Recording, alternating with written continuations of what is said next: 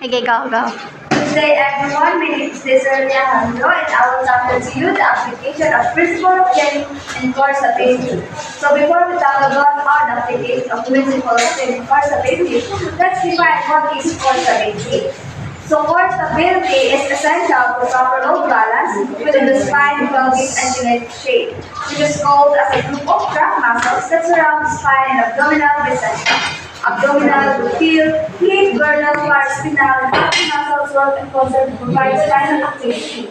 So some example of core stability exercises are side plank, bird dog, bicycle crunch, any exercises that can improve and train the muscles of our body, core part of our body to control our motion and position. So, while we are doing stability exercises, mapapasok natin dito ang progression and regression. Progression and regression in terms of exercises is increasing and decreasing the difficulties of the exercises to do. So, progression, it says that regression are modification of functional exercises that increase or decrease the difficulty respectively. They allow you to adapt your challenges, status goals, abilities, and preferences, as well as the equipment and space available. So, no, when mo nato ma-apply, when mo nato ma-progress or regress ang difficulties of our exercises, syempre, if there's an improvement. So, if there's an improvement, you need to regress your exercises and maintain that level of exercise. But if there's no improvement, automatically you need to progress the exercises to improve and achieve your goal. So, progression and regression is not only in the field or in terms of exercises. We can apply progression and regression in the nutrition and hydration. And what it says now that progression and regression principles can be applied not only with exercises but also with nutrition and hydration to support core stability.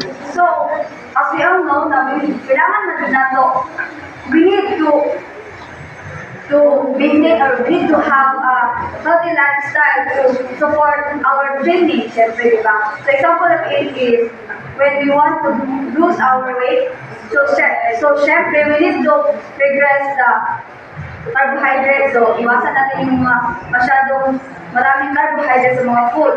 And dinadamihan natin, pinaprogress natin yung mga water na dinidrink natin to provide the support of our core stability training. So under sa progression and regression pala is frequency, intensity, time, or type, or what we call FIT. So what is FIT? So FIT, no, is ano siya? Factor na.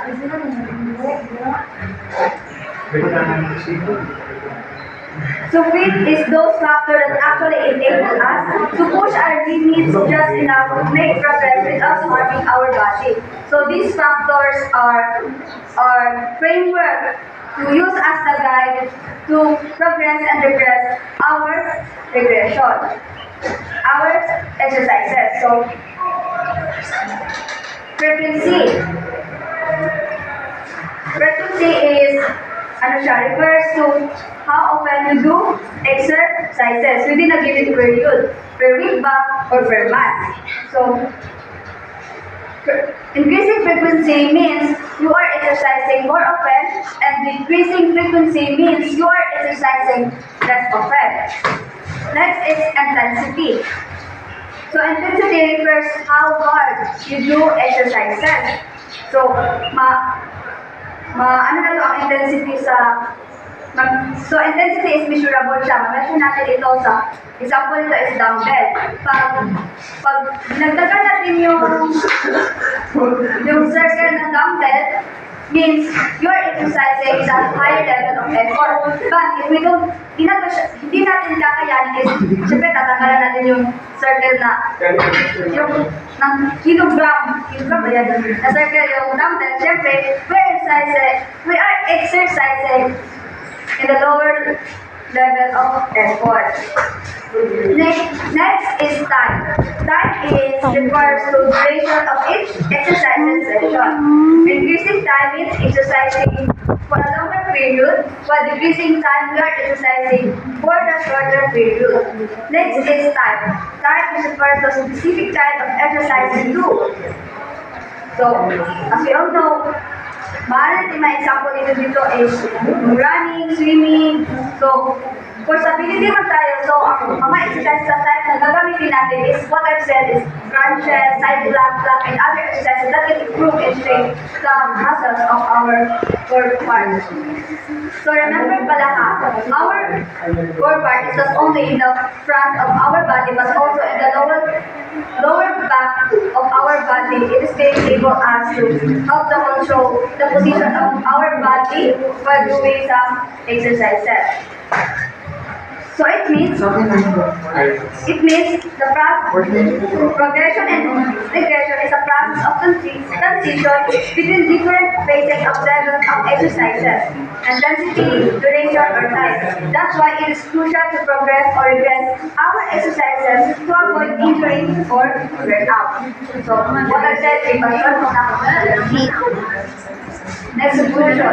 By applying the principle of progression and regression to the nutrition and hydration alongside for stability training, we can optimize our overall, support muscle development, and recovery which enhance our performance by doing more stability exercises.